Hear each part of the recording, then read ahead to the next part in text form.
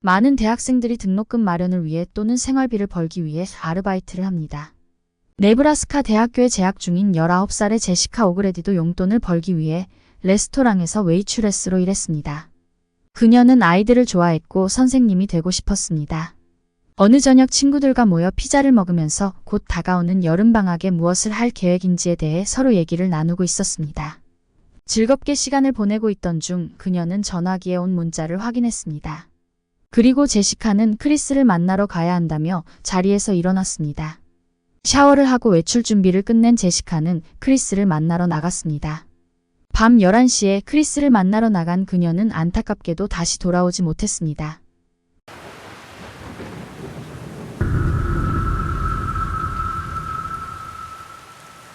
(2006년 5월 10일) 늦은 밤에 제시카는 크리스를 만나러 나갔고 다음날 친구들은 자주 문자를 주고받던 제시카의 연락이 없자 걱정이 돼서 그녀에게 전화를 했지만 바로 음성사서함으로 넘어갔습니다. 이틀이 지나도 제시카가 집에 돌아오지 않자 친구들과 가족들은 경찰에 실종 신고를 했습니다. 일반적으로 성인이 실종된 지 하루 이틀 된 경우는 실종 신고를 받고 바로 수사에 들어가지 않지만 제시카의 경우는 달랐습니다. 그녀가 일하는 레스토랑 근처에 제시카의 차가 버려져 있었기 때문입니다. 차를 발견한 가족들은 제시카의 신변에 큰 문제가 생겼다는 것을 바로 직감할 수 있었습니다. She wasn't blessed with cleanliness when it came to her car, and there was hardly any trash in it, and that was concerning to me. That wasn't like Jessica at all. 실종되기 얼마 전 제시카는 임신 테스트기를 통해 자신이 임신했다는 것을 알았고 이 사실을 친구랑 엄마한테 알렸었습니다. 경찰은 크리스가 임신 충격으로 집을 나갔을 가능성을 열어두었지만 그녀는 옷과 소지품도 가져가지 않았고 신용카드와 전화기 사용도 전혀 없었기 때문에 그녀가 어떻게든 살아만 있기를 바라는 가족들의 기대는 점점 무너져 내리고 있었습니다. 친구들이 제시카를 마지막으로 본 시간은 11시 30분이었습니다. 그녀는 나가면서 친구에게 크리스 집에 간다고 말했습니다. 1시간 후 12시 29분에 그녀는 친구에게 이렇게 문자를 보냈습니다. 제시카에겐 쉐네니건스가 없다. 쉐네니건스는 친구들끼리 쓰는 암호로 섹스라는 뜻입니다. 조사관은 그 메시지가 어디에서 송출됐는지 기지국을 통해서 알아내야 했습니다. 하지만 전화회사가 문자메시지 보관을 24시간만 하므로 그 문자 기록을 복원시키기 어려웠습니다. 제시카는 나갈 때 크리스를 만나러 간다고 친구들에게 말했습니다. 하지만 최근에 사귀고 있던 크리스 에드워드는 그녀를 만나지 않았다고 진술합니다. 그는 제시카가 웨이트레스로 일하고 있던 레스토랑에서 바텐더로 일하고 있었습니다.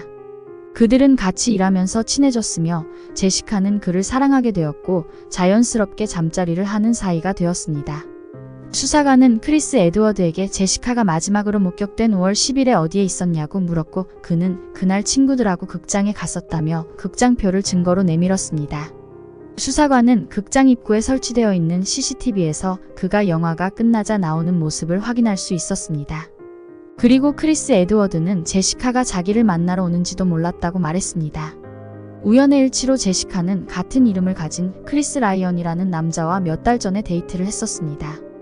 크리스 라이언은 2년 반 동안 교도소에서 수감 생활을 하고 출소한 성폭행 전과자였습니다.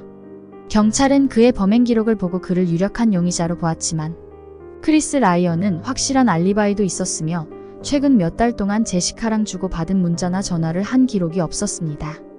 용의자들의 알리바이가 확실했고 단서가 될 만한 증거가 없었기 때문에 경찰 수사가 난항을 거듭하고 있을 때 경찰은 크리스 에드워드가 제시카 말고도 다른 여자들과 만나고 있었다는 사실을 알아냈습니다. 그리고 그가 만나고 있던 여자 중 한 명인 미셸 역시 임신 중이라는 사실도 밝혀졌습니다. 놀랍게도 미셸도 그들과 같은 레스토랑에서 일하고 있었고 크리스 에드워드는 한 직장에서 두 여자와 교묘하게 양다리를 걸치고 있었습니다. 그는 오마하 교회에 있는 그의 이모집 지하에서 살고 있었고 그의 지하방은 출입구가 따로 있었기 때문에 그는 자유롭게 여자들을 불러 즐길 수 있었습니다. 미셸은 크리스가 제시카를 만나기 훨씬 전부터 그와 연인 사이였습니다. 미셸은 제시카가 실종되기 이틀 전인 5월 8일에 크리스 에드워드랑 만났습니다. 그날 그 둘은 애를 낳고 같이 키우며 살자며 결혼 약속을 했습니다. 제시카의 친구 홀리는 제시카가 실종되기 며칠 전 크리스에게 임신 사실을 알렸고 아이를 낳아서 크리스와 같이 키울 거라며 희망에 부푼 모습으로 얘기했다고 진술했습니다. 그리고 그날 제시카가 만나러 나간 남자는 크리스 에드워드가 확실하다며 그를 신속하게 다시 조사해야 한다고 수사관에게 말했습니다. 이모의 집 지하에서 살면서 바텐더로 일하고 있던 20살의 크리스는 각각 다른 두 여자한테서 태어날 2명의 아이들의 아빠가 된다는 사실은 받아들이기 힘든 현실이었을 것입니다. 경찰관들은 크리스의 지하방을 찾아가서 잠깐 둘러봐도 되냐고 물었고 크리스는 망설였습니다. 그러자 경찰관은 수색영장이 없이 왔기 때문에 형식적으로 잠깐 둘러보는 거라며 크리스가 같이 있어도 되며 그가 보지 않았으면 하는 곳이 있으면 말해주라고 했습니다. 크리스의 허락을 받고 들어온 경찰관들은 매트리스에서 수상한 얼룩을 발견하고 다가서자 크리스는 그 매트리스는 볼 필요가 없다고 말했습니다. 경찰관이 매트리스 위에 있는 조그마한 핏자국을 가리키며 무엇이냐고 묻자 크리스는 여자친구의 생리혈이라고 대답했습니다. 경찰관은 매트리스를 즉시 들어 올렸고 바닥에는 많은 양의 피가 넓게 묻어 있었습니다. 압수수색 영장을 급하게 받은 경찰관들은 크리스 집을 샅샅이 수색하기 시작하였습니다. 더글라스 카운티 범죄과학 수사팀은 10시간이 넘는 시간 동안 집 구석구석에서 증거가 될 만한 단서를 수집하였고 루미노를 곳곳에 뿌려서 보이지 않는 혈흔을 찾았습니다. 그리고 방 천장에는 최근에 칠한 것 같은 두꺼운 페인트 사이로 핏자국이 곳곳에 보였으며 피의 모양과 방향을 분석한 결과 침대에서 날라왔다는 것을 추정할 수 있었습니다. 과학수사팀이 수집한 증거 분석 결과 채취한 DNA와 혈흔의 주인은 제시카로 밝혀졌습니다. 벽에는 하얀 페인트가 두껍게 칠해져 있었고 침대 커버와 베개 커버가 새 것으로 교체되어 있었으며 침대는 뒤집혀 있었고 그리고 집안에는 달콤한 초 냄새가 가득했습니다. 비록 완벽하진 않았지만 그가 살인의 흔적을 숨기기 위해 얼마나 노력했었는지는 알 수 있었습니다. 검은 쓰레기 봉투가 크리스 차 옆에서 발견되었고 그 안에는 피가 묻은 2개의 수건과 서쪽 오마하에 있는 가게에서 발급된 영수증이 들어있었습니다.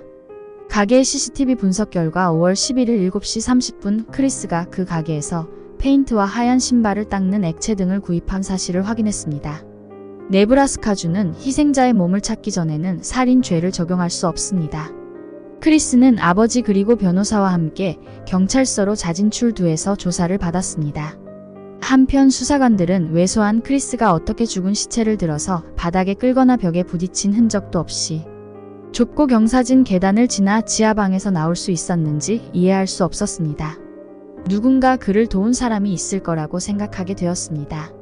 범죄과학 수사팀은 증거를 찾기 위해 범행 현장인 크리스 지하방으로 다시 갔습니다. 신중하고 철저한 수색 후 크리스 차 트렁크에서 쉽게 보이지 않는 각도에 있던 제시카의 혈흔을 발견했습니다. 그리고 크리스 방에 있는 옷장에서 사무라이 검 2자루를 발견했습니다. 그중 검 1자루에서 제시카의 혈흔을 발견했습니다. 조사관들은 그 검을 살인도구로 보았으며 DNA 검사 기록과 피가 튄 방향을 분석한 결과 제시카가 침대에서 잠을 자고 있을 때 그 검으로 공격당했을 거라고 봤습니다. 그리고 크리스는 제시카를 차고로 옮겼고 차에 실어서 어딘가 버렸을 거라고 추정했습니다.